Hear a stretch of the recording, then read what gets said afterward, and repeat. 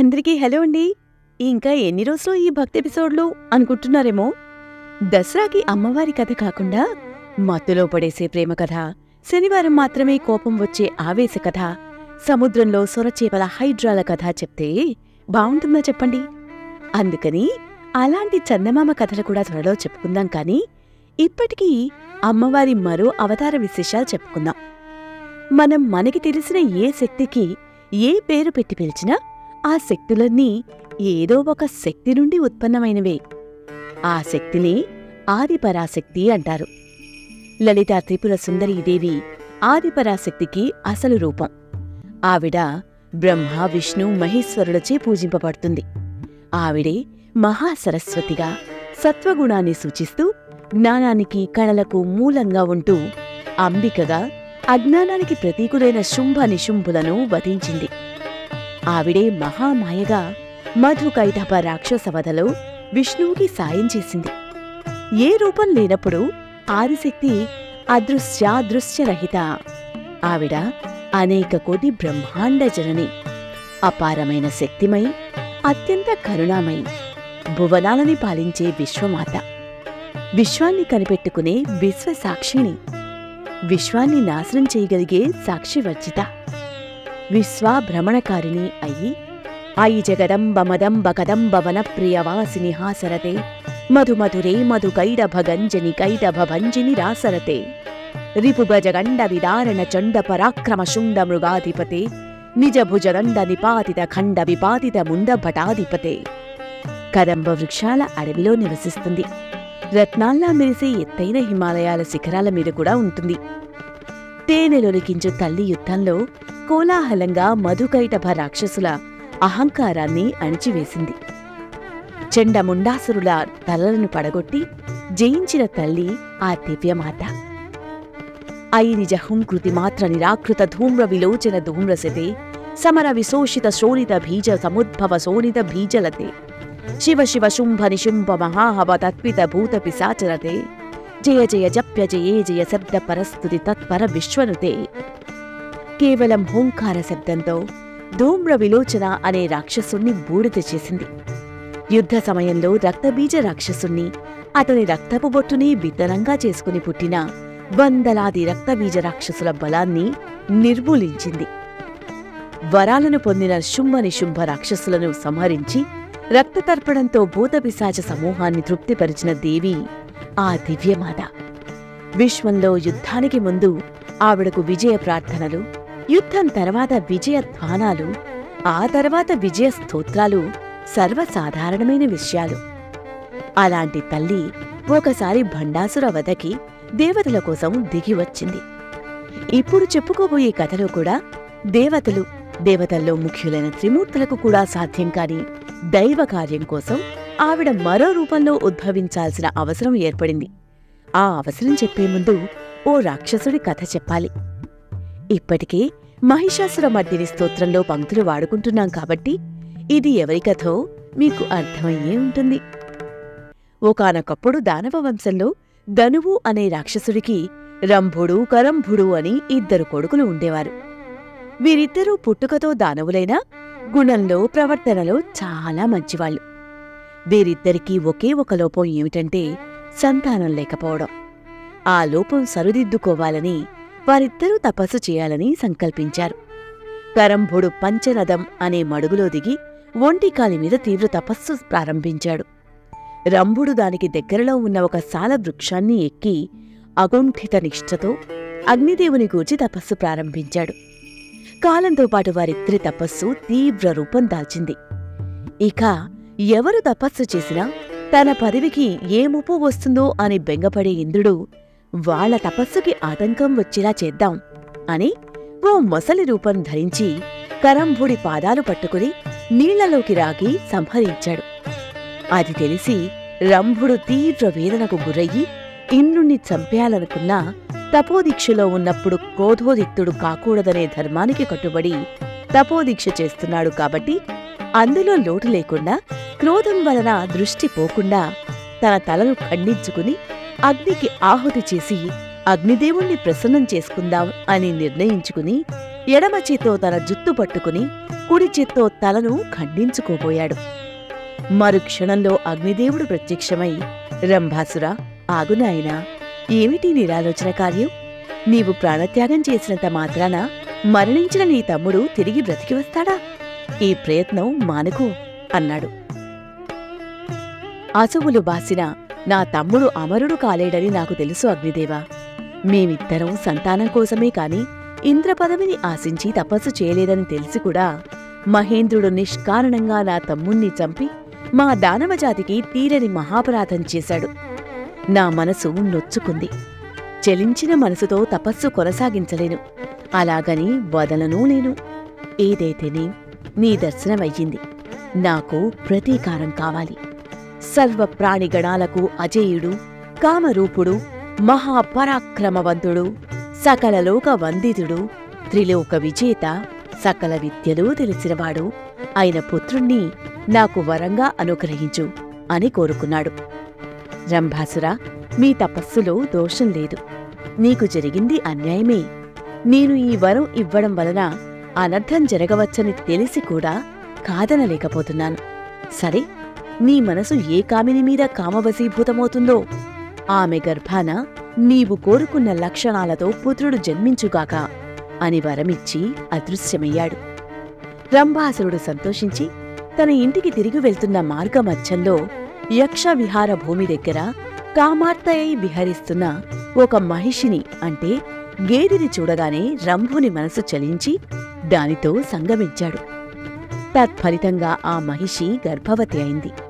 రంభుడు ఆ మహిషిని తన పాతాళ నగరానికి పట్టమహిషిని చేసి దాని రక్షణార్థం దున్నపోతులను కాపలా ఉంచాడు. కాని ఒకరోజు ఒక దున్నపోతు కామంతో చెలరేగి ఈ రాజమహిషి వెంటపడింది. అది చూసిన రంభుడు ఆ దున్నపోతుతో పోరాడాడు. కాని దాని బలమైన కొమ్ములతో రంభుని గుండెల్లో పొడిచి చంపేసింది. తన భర్త అయిన రంభుడు తన కళ్లముందే మరణించడం చూసిన ఆ నిండు గర్భంతో ఉన్న రాజమహిషి భయంతో పరుగులు తీస్తూ యక్ష విహార భూమిని చేరి అక్కడున్న యక్షులను శరణు కోరింది. యక్షులు రాజమహిషిని వెంటబడిన దున్నపోతును సంహరించి ఆ రాజమహిషిని ఓదార్చి రంభాసురుని మృతదేహాన్ని చితిపైకి చేర్చి నిప్పు పెట్టారు.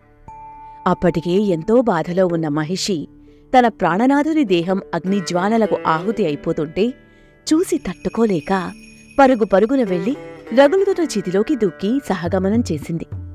యక్షులు ఆశ్చర్యంతో నిశ్చేష్టులై చూస్తుండగా ఆ చితిమంటల నుంచి రంభాసురుని కుమారుడు మహిష రాక్షస సంగమ సంజాతుడు మహిషాసురుడు ఆవిర్భవించాడు. అతడు తన తండ్రి కోరిన విధంగా బుద్ధి, ధైర్య పరాక్రమాలు ఉన్న బలిష్ఠుడు. వెంటనే తన తండ్రి ద్వారా సంక్రమించిన పాతాళ రాజ్యానికి పట్టాభిషిక్తుడయ్యాడు. మరణించిన రంభాసురుడు పుత్ర వ్యామోహంతో మరొక దేహాన్ని ధరించి రక్తబీజుడు అనే పేరుతో మహిషాసురుని ఆంతరంగిక అనుచరుడయ్యాడు. మహిషాసురుడు ఆ దైత్యవంశానికి ఆశాదీపంలా ఎదిగాడు. ఆంతరంగిక మిత్రుల సలహా మేరకు మరణం లేని జీవనం కోసం మేరుపర్వత శిఖరంపై బ్రహ్మదేవుని గూర్చి ఘోర తపస్సు ప్రారంభించాడు.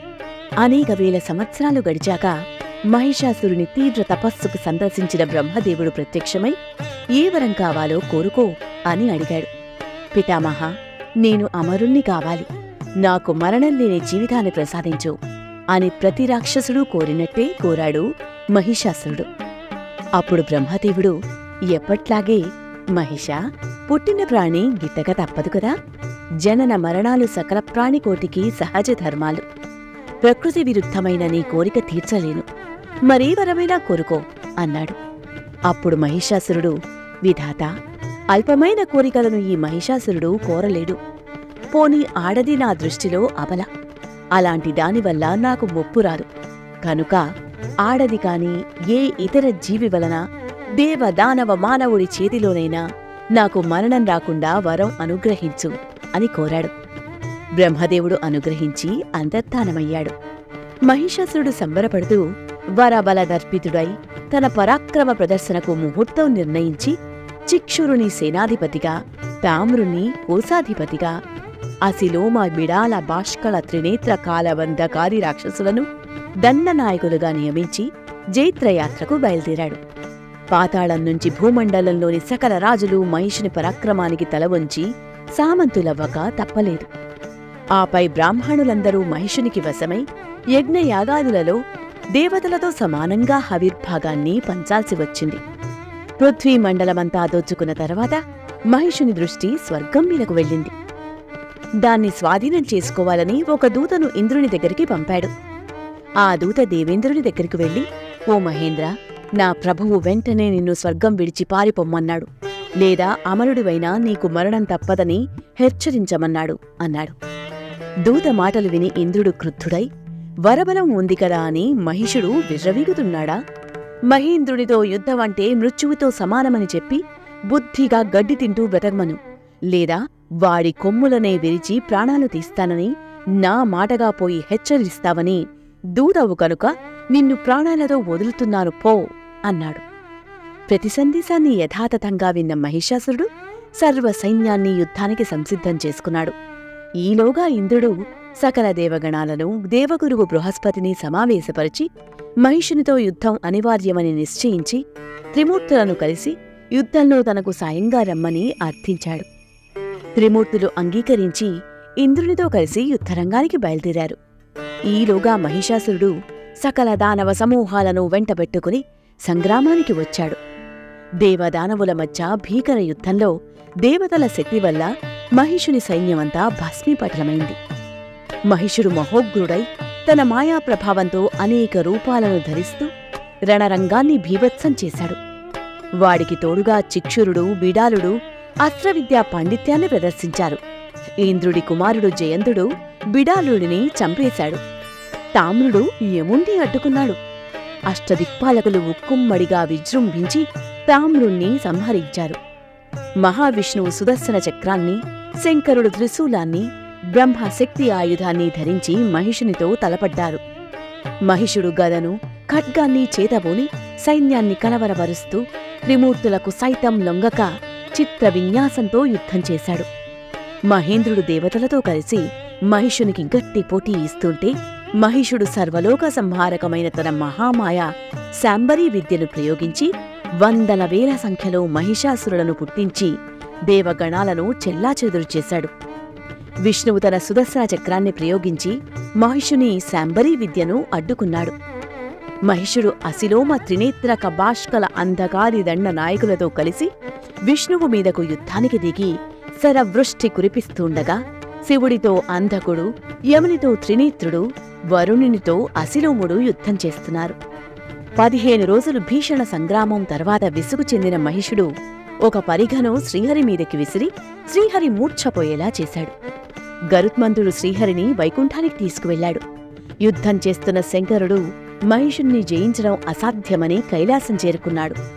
హరిహరులే వెళ్ళాక బ్రహ్మదేవుడు, దేవతలు యుద్ధం ఆపేసి వెళ్ళిపోయారు.